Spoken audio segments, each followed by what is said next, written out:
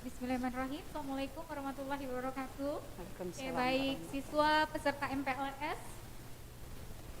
MPLS masa pengenalan lingkungan sekolah SMK Penerbangan Angkasa tahun ajaran 2020-2021.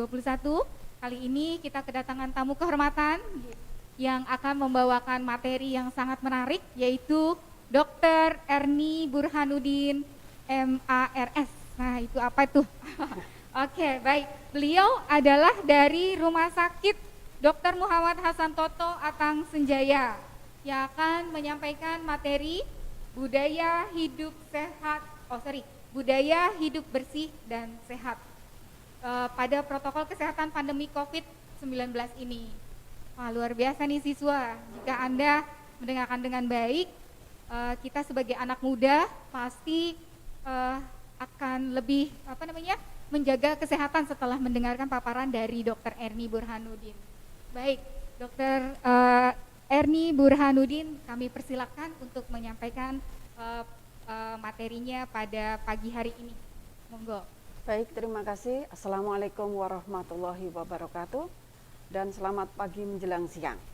Mudah-mudahan belum ngantuk karena udaranya cukup membuat kita ingin tertidur. Baik, yang pertama tentu kita mengucapkan puji syukur kehadirat Allah Subhanahu wa Ta'ala karena kita diberi kesehatan pada hari ini dapat berkumpul atau secara tidak langsung berkumpul. Yang kedua, terima kasih kami ucapkan kepada baik dari yayasan maupun dari pihak sekolah yang telah memberi kesempatan pada kami untuk ikut serta dalam acara yang telah disediakan, yaitu budaya hidup bersih dan sehat sebagai protokol kesehatan pandemi COVID-19. Kata pepatah, tak kenal maka tak sayang. Maka kita akan perkenalkan apa sih COVID-19. COVID-19 biasa disebut juga virus corona atau coronavirus adalah keluarga jenis virus yang bisa menyebabkan penyakit dari yang ringan seperti flu, bisa hingga parah seperti Severe Acute Respiratory Syndrome atau kita kenal dengan singkatan RAS. Tadi ada kata-kata pandemi, pandemi COVID-19 artinya COVID corona telah menyebar secara luas di dunia. Istilah pandemi terkesan menakutkan, tetapi sebenarnya itu tidak ada kaitannya dengan keganasan, tetapi lebih pada penyebaran yang meluas. Apa gejalanya?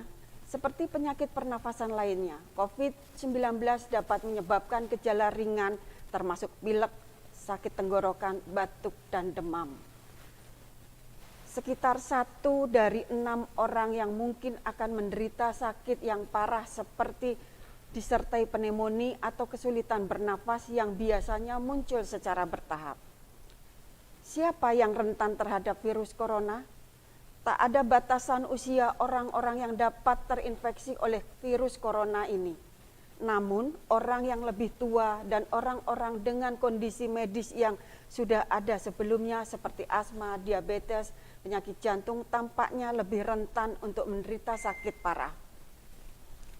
Apakah virus COVID-19 dapat sembuh sendiri? Namanya juga virus. Virus itu dengan daya tahan tubuh yang baik dapat sembuh dengan sendirinya. Seperti penyakit pernafasan lainnya, COVID-19 dapat menyebabkan gejala ringan termasuk pilek, sakit tenggorokan, batuk, dan demam. Sekitar 80% kasus dapat pulih tanpa perlu perawatan khusus. Pandemi 19 memang membawa berbagai perubahan dalam hidup manusia, mulai aktivitas seperti bekerja maupun kegiatan belajar yang dilakukan di rumah.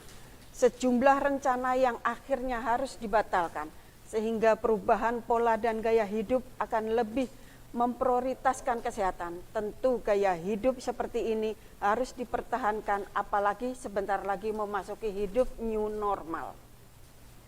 Baik, kita masuk ke yang pokok, pola hidup bersih dan sehat. Pola hidup sehat dan bersih sebenarnya sudah dihimbau sejak lama, namun kebiasaan ini baru benar-benar diterapkan sejak pandemi COVID-19 terjadi. 1. Perbanyak asupan makanan bergizi dengan menerapkan pola makan sehat dan penuhi nutrisi. kualitas kesehatan dan daya tahan tubuh sudah pasti ikut meningkat. Salah satu makanan yang baik untuk daya tahan tubuh adalah makanan yang kaya vitamin C dan vitamin B kompleks. Kedua, cukupi kebutuhan air putih. Namun paling tidak 8 gelas sehari dapat membantu tubuh jadi tidak mudah dehidrasi dan dapat meningkatkan kesehatan tubuh. Olahraga rutin. Memasuki new normal sebaiknya tetap biasakan berolahraga sebelum melakukan aktivitas harian. Istirahat cukup. Tidur dapat membantu memaksimalkan metabolisme dan menjaga daya tahan tubuh. Usahakan untuk tidur minimal 7-8 jam setiap hari. 3. Bantu dengan multivitamin. Bantu tubuhmu memenuhi kebutuhan vitamin harian dengan mengkonsumsi multivitamin secara rutin. Nah, kamu dapat minum multivitamin yang mengandung vitamin C untuk membantu meningkatkan sistem imunitas dan daya tahan tubuh. 6. Gunakan masker ketika pergi keluar rumah. Gunakan masker kain ketika pergi ke tempat publik. Masker dapat mencegah penyebaran virus dengan melindungi bagian wajah dari droplet seseorang yang mengandung COVID-19. Terapkan physical distancing. Pastikan kamu tetap jaga jarak dan tidak melakukan kontak terlalu dekat dengan orang lain kecuali memang diperlukan. Jangan lupa selalu menghindari kerumunan di tempat ramai. 8. Cuci tangan rutin. Selalu cuci tangan dengan sabun dan air, terutama setelah menyentuh benda yang ada di ruang publik. Jika tidak ada wastafel atau toilet, gunakan hand sanitizer untuk membersihkan tangan.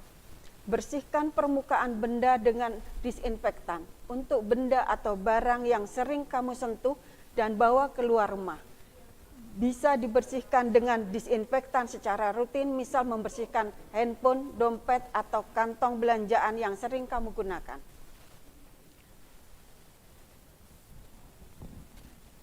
Apa sih yang dimaksud dengan distancing? Yaitu jauhi kerumunan, kerja, belajar, dan ibadah di rumah.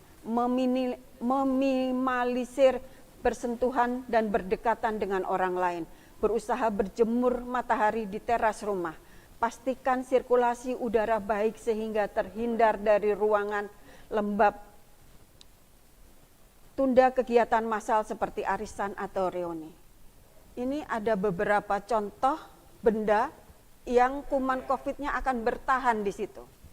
Seperti tempat aluminium itu 6-8 jam. Pada besi, pagar-pagar rumah 4-8 jam. Pada kayu, pintu rumah contohnya itu 4 jam. Jadi lebih sering membersihkan lebih baik. Pada kaca 4 hari, pada kertas lebih lama 4-5 hari. Pada tempat-tempat plastik 5 hari. Cara memakai masker yang benar. Ini cara memakai masker yang benar. Masker harus menutupi mulut, hidung, dan dagu. Pastikan bagian masker yang berwarna berbeda di sebelah depan. Ini contohnya garisnya yang di luar harus, jadi kotorannya nggak akan nempel ke dalam, jatuh ke bawah. Perhatikan cara memakainya nanti. Tekan bagian atas masker ini ada yang kawatnya, harus menempel pada hidung, mengikuti bentuk hidung Anda. Lepas masker yang telah digunakan dengan memegang tali yang ada di bagian telinga. Gunakan masker bila batuk atau tutup mulut dengan lengan atas bagian dalam ketika batuk. Jangan lupa mencuci tangan. Ini seperti yang tadi sudah diterangkan, jangan gunakan masker hanya menutupi hidung. Karena kuman dapat masuk lewat mulut. Jangan kenakan masker yang longgar dengan celah di bagian samping. Tidak ada manfaatnya. Jangan pasang masker di bawah hidung. Kumannya masuk lewat hidung. Jangan biarkan dagu Anda terpapar. Jangan kenakan masker sebagai hiasan di leher di bawah dagu. Begitu kita naikkan, kumannya kita naikkan ke dalam hidung. Pakai masker dengan benar, pastikan batang hidung dan bagian bawah dagu terlindungi. Kencangkan kaitan agar masker pas di bagian wajah dan tanpa celah. Ini ada 6 langkah cuci tangan. Basahi tangan dan gosok telapak tangan, ini punggung tangan, ini sela-sela jari, setelah itu ibu jari, ujung-ujung jari, dan pada ujung-ujung jari semuanya. Kapan sih kita harus mencuci tangan? Sebelum makan, sesudah buang air besar, sebelum menjamah makanan, sebelum menyusui kalau ibu-ibu ya, setelah beraktivitas. Cuci tangan, jangan asal cuci tangan. Kumannya akan menempel di sela-sela tangan. Gunakan cuci tangan dengan 6 langkah ini dengan waktu 60 detik. Agar kuman benar-benar hilang dari tangan. Prinsip dari 6 langkah cuci tangan tadi antara lain dilakukan dengan menggosok tangan menggunakan cairan antiseptik, hand scrub, atau dengan air mengalir dan sabun antiseptik, hand wash. Rumah sakit, puskesmas, atau klinik akan menyediakan kedua ini di sekitar ruangan pelayanan pasien secara merata. Kalau ini di rumah sakit, di sekolah pasti akan disediakan juga. Hand scrub dilakukan 20-30 detik, jadi jangan asal menggosok atau asal nempel digoyang-goyang gitu aja sudah selesai gitu. Sedangkan untuk hand wash lebih lama karena akan dibilas dengan air 40-60 detik. 5 kali sekali, 5 kali menggunakan hand scrub kita akan mencuci dengan sabun. Ini etika batuk dan bersin. Kalau kita batuk atau bersin, tutup hidung dan mulut kita dengan tisu atau saat bersin atau batuk. Atau tutup hidung dan mulut kita dengan tangan kita bukan dengan telapak tangan saat bersin dan batuk. Pada lengan ya. Gunakan masker yang menutupi hidung dan mulut. Buang tisu setelah digunakan ke tempat sampah. Cuci tangan Anda segera dengan air mengalir atau sabun. Dan bersihkan lengan Anda dengan alkohol atau hand scrub. Ini makanan yang sebaiknya kita makan harus mengandung makanan pokok.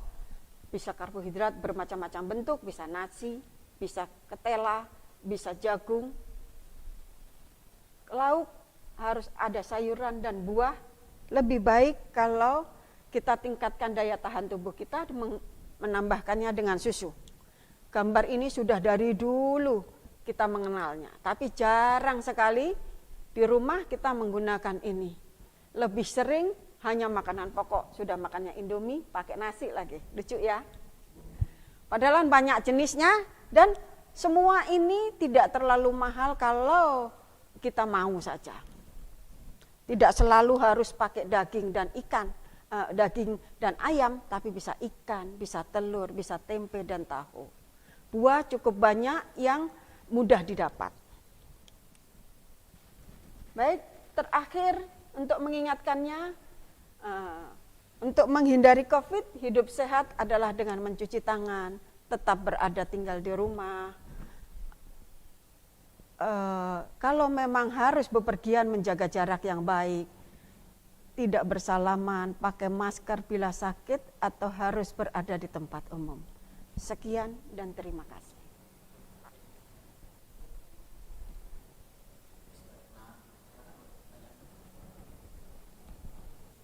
Oke, terima kasih Ibu atas paparannya atau materi hari ini. Kita selanjutnya sesi tanya jawab ya Bu, ntar ada di komen di YouTube kita, saya bacakan dan Ibu silakan menjawab apa yang ditanyakan oleh anak-anak.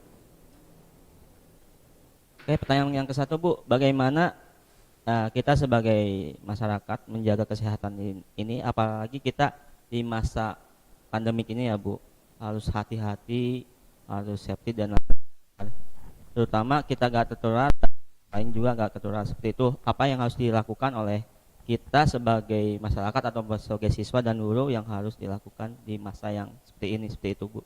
Silakan dijawab Bu. Baik, terima kasih pertanyaannya. Sebetulnya dari gambar ini saja kita sudah dapat menjawabnya. Kalau sekarang adalah masa pandemi. Pandemi bukan berarti COVID ini sebagai keganasan, tapi karena COVID ini menyebar begitu banyak dan luas. Sebaiknya kita menghindari untuk keluar dari rumah. Tapi kalau memang ada hal-hal penting yang harus kita lakukan, dapat dilakukan menggunakan masker, tidak bersalaman, menjaga jarak, dan selalu mencuci tangan. Itu yang kita dapat lakukan bila harus melakukan kegiatan. Yang untuk jaga diri sendiri kita dapat menggunakan tidur yang cukup, banyak minum air putih, makan yang 4 sehat 5 sempurna. Kalau memang memerlukan vitamin sebagai tambahan untuk daya tahan tubuh, diizinkan atau diperlukan untuk menggunakan itu. Mungkin itu jawabannya. Terima kasih Bu atas jawabannya. Selanjutnya ada pertanyaan dari Paujan, akun Paujan 2155. Apakah minum prebiotik dapat membantu mencegahkan tertularnya COVID-19 ini, Bu? Kalau soal itu belum ada penelitian. Kalau saya bilang tidak, nanti ada penelitian ya berikutnya. Tapi ini belum ada penelitian. Yang dianjurkan adalah yang meningkatkan daya tahan tubuh, antara lain vitamin C atau vitamin B kompleks. Kalau prebiotik boleh-boleh saja, karena asal dapat digunakan untuk daya tahan tubuh.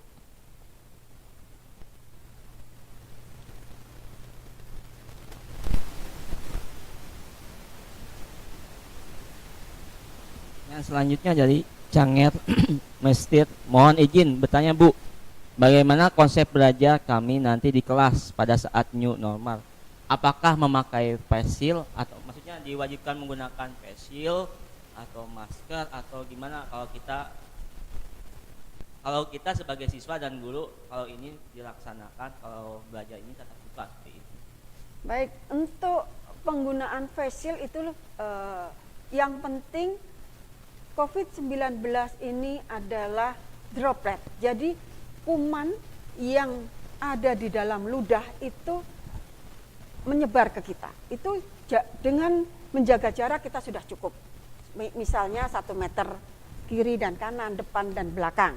Itu kalau kita berbicara kuman tidak akan menyebar karena partikelnya cukup besar. Jadi tidak akan menyebar seperti airborne disease. Dia adalah droplet, jadi jatuh ke bawah. Menggunakan masker sebetulnya sudah cukup, apalagi kalau mau ditambah dengan penutup muka atau face shield, itu lebih baik lagi. Kalau kita ya, jadi intinya kalau kita tatap muka di kelas ataupun dimanapun, kita diwajibkan menggunakan face shield ataupun minimal kita menggunakan masker seperti itu. Oke, selanjutnya pertanyaan dari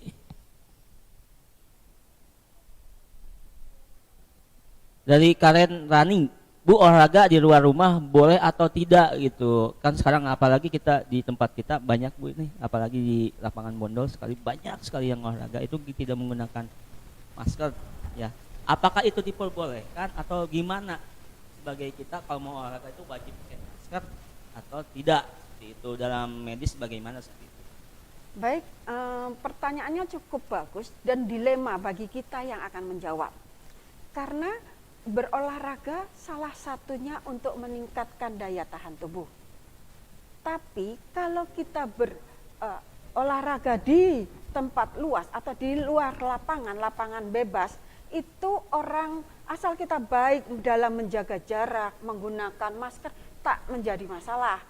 Tetapi kebanyakan orang pun lupa, karena nggak enak napasnya didorong maskernya ke bawah. Kita batuk, di situ juga meludah. Jadi kumannya lebih banyak.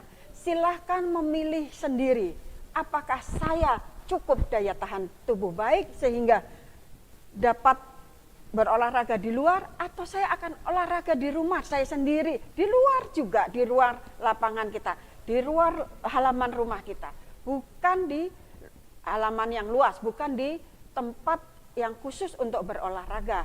Tapi kalau di lapangan kemungkinan besar sih masih bisa baik, tapi jagalah kewaspadaan untuk diri kita sendiri. intinya adalah kita harus waspada ya Bu. Misalkan kalau di tempat umum, kalau kerumunannya banyak kita harus hati-hati Hati, juga ya. gitu. Kalau misalkan kita berolahraga di luar tapi sendirian itu sah-sah aja, Aja ya. Iya. gak boleh pakai masker juga atau face shield, kita diperbolehkan. Apalagi kalau kita kerumunannya banyak, kita diwajibkan ya mungkin waspada menggunakan face shield ataupun Masker. pakai masker seperti itu. Terus selanjutnya Bu, pertanyaan dari Dwi Chandra. Bu, sampai kapan pandemi ini selesai? Ini pertanyaan yang sangat banyak, bukan siswa aja, kita sebagai guru. Kapan sih ini pandemi selesai? Kita bebas seperti biasa, kita bisa main, bisa belajar, bisa kemanapun kita mau. Sekarang ini kan kita kesini takut, ini kesini takut, seperti itu. Bisa menurut Ibu ya, pandangan Ibu, ini kira-kira sampai kapankah pandemi ini selesai gitu? Seperti itu Bu, dari siapa tadi? Dwi Chandra. Baik, terima kasih pertanyaannya. Kita tanya sama Presiden Jokowi yuk. Atau pada Kemenkes. Kapan sih akan ditutup pandemi ini atau selesai COVID ini?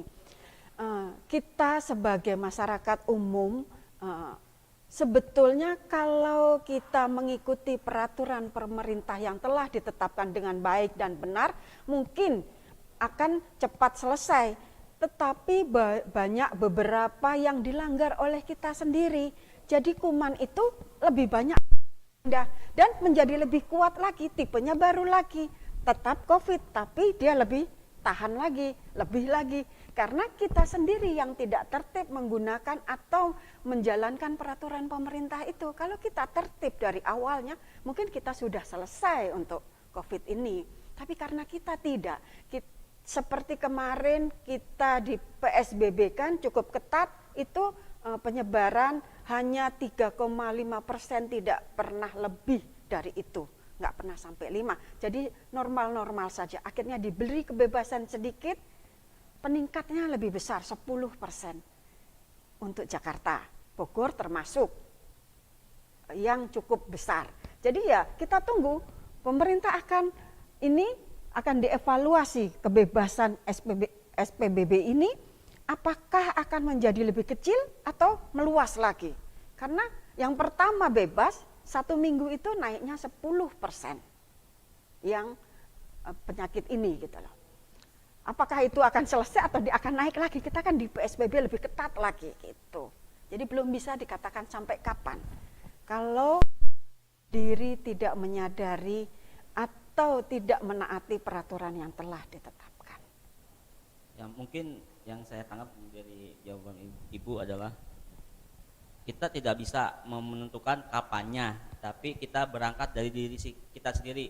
Kalau kita pengen cepat-cepat virus ini selesai, ayolah kita sebagai masyarakat mungkin seperti itu ya Bu ya, harus lebih aktif lagi menjaga diri sendiri, mungkin dari cuci tangan dan lain-lain. Kalau kita gak peduli diri sendiri, bagaimana dengan mereka gitu kan?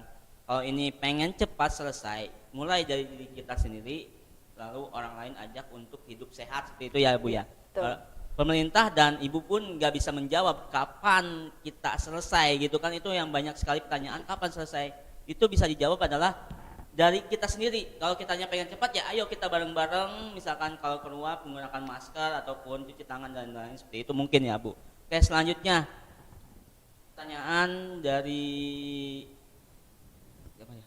Yang ini ya.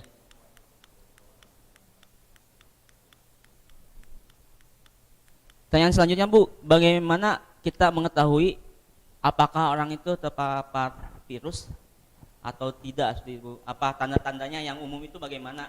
Bisa aja kan kalau panas sedikit sekarang bilang COVID dan lain-lain. Apakah dengan tanda-tanda seperti itu bisa dikategorikan dia sebagai penderita COVID seperti itu?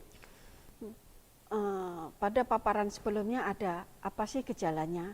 Seperti penyakit COVID itu sebetulnya seperti pilek biasa atau influenza atau common cold, seperti pilek. Tapi salah satu nyeri tenggorokan, ada demam, ada batuk, itu sudah kita waspadai ya sebagai COVID.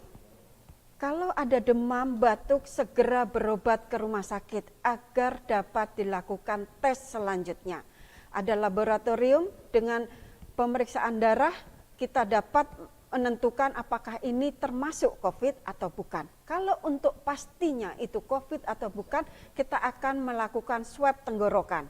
Tapi ada beberapa langkah yang akan ditentukan. Seperti pasiennya itu memang menyatakan dirinya sakit seperti ada panas, batuk, nyeri tenggorokan, pernah pergi ke tempat yang pandemi COVID, tapi sekarang seluruh Indonesia termasuk pandemi, jadi sudah tidak ditentukan dengan itu. Yang ketiga ada kontak dengan yang menderita COVID. Segera ke rumah sakit untuk pemeriksaan lanjutan, ada pemeriksaan darah, rutin kita ada, dengan laboratorium akan ditemukan pneumonia. Yang keempat dengan rapid test yang paling mudah, positif dan negatif, tapi rapid test negatif belum tentu kita tidak COVID. Tapi daya tahan tubuh kita belum membentuk antibodi untuk COVID artinya. Jadi yang paling pasti adalah dengan swab tenggorokan. Oke, mungkin yang tadi dijelaskan Ibu adalah kalau misalkan sakitnya udah melebihi waktu, misalkan sakit panas 1 minggu, silahkan cek rumah sakit dengan metode ada swab, ada satu lagi rapid dan lain-lain. Silahkan. Jadi kalau panas 1 hari 2 hari udah sembuh, berarti itu bukan COVID. Kan udah seminggu atau 2 minggu itu bisa jadi COVID, bisa jadi enggak. Tapi yang memastikan adalah rumah sakit. Silahkan kunjungi rumah sakit yang sudah ditunjuk pemerintah untuk pemeriksaan COVID ini. Seperti itu ya Bu ya. Iya. Selanjutnya Bu, apakah pasien dari Haikal Abimayu nih Bu, apakah pasien yang sudah meninggal itu masih membawa penyakit atau virus, itu apakah bisa menular ke yang masih hidup seperti itu? Yang meninggal, kalau pasiennya positif COVID, penanganan jenazahnya berbeda dengan penanganan jenazah biasa. Dia dikuburkan dan dimakamkan atau dimandikan segalanya oleh petugas rumah sakit dengan protokol yang tetap. Karena kuman ini akan menetap. Tadi ada beberapa tempat yang bertahan cukup lama. Ini kertas aluminium di kayu, jadi di badannya dia sendiri akan ada COVID-nya tetap ada di situ. Cara penguburan, cara memandikan, cara ini semua dilakukan oleh pihak rumah sakit, tidak oleh keluarga. Karena kumannya akan menyebar dengan sendirinya. Mungkin itu jawabannya. Intinya yang meninggal karena, jadi yang meninggal COVID positif itu kita sebagai rumah sakit ada protokolnya, ya. Harus diapain, gak bisa sembarangan orang yang menguburkan karena takutnya kan ya virus itu masih menempel. Tadi kan karena di baju berapa hari, di kertas berapa hari masih terdiam, ya mungkin di tubuh manusia tadi berapa hari Bu mungkin? Kalau tubuh manusia agak lama. Manusia agak lama ya. Jadi kalau ya, jadi intinya adalah yang kena COVID meninggal di rumah sakit ya udah ada SOP-nya, standarnya. Jadi dimakamkannya secara ya udah ada protokolnya seperti itu. Ada pertanyaan lagi dari peserta MPLS 20 ini. Ayo silakan sebelum kita tutup. Ayo silakan di kolom komentar silakan. Mumpung ada pemateri dari Rumah Sakit ATS, Ibu Erni ya Bu ya? Iya. Ya silakan, mumpung ada ahlinya nih, silakan ditanyakan daripada menanyakan kepada orang lain yang nggak ngerti ataupun belum di bidangnya jadi ngaco dan menimbulkan berita yang salah. Silakan ditanyakan sekarang ini, mumpun ada ibunya langsung gitu. Ayo silakan. Bentar ya Bu, kita nunggu pertanyaan dari peserta ini. Kalau online ini kita harus sabar Bu. Iya, kalau ngumpul kan enak langsung siapa tanya, unjuk tangan dan lain. Ke sini kan harus mungkin dengan yang sedikit lambat dan lain-lain.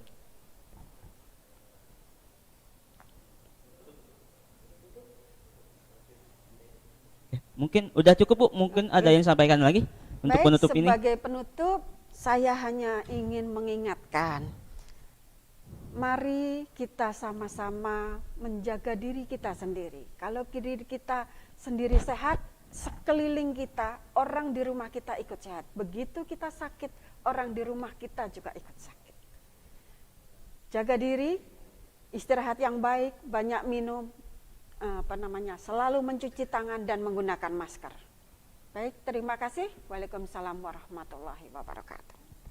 Terima kasih Bu Erni Burhanuddin dari Rumah Sakit Hasan Toto Lanut Atang Sejaya atas pemaparannya. Sangat banyak sekali materi yang bisa kita peroleh dari materi tentang kesehatan ini.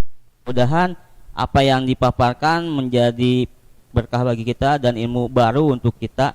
Dan untuk para MPLS dimanapun Anda berada dan penonton, ayo kita bersama-sama kita berantas COVID ini dengan hidup sehat, dari pola makan, dari pola hidup, cuci tangan, cuci baju yang bersih dan lain-lain, biar COVID ini secepat berakhir Bu. Jadi gak berlarut-larut, kita juga ada kesibukan siswa sekolah lagi dan pekerja mulai bekerja lagi, kan banyak sekali sekarang ini sekolah diliburkan dan belajar daring ini. Mungkin ada yang efektif, ada yang tidak, tergantung anak dan gurunya. Mungkin seperti itu aja ya Bu ya. Terima kasih atas materinya Ibu di sekolah ini secara online. Mungkin disudahi aja sampai sini. Terima kasih.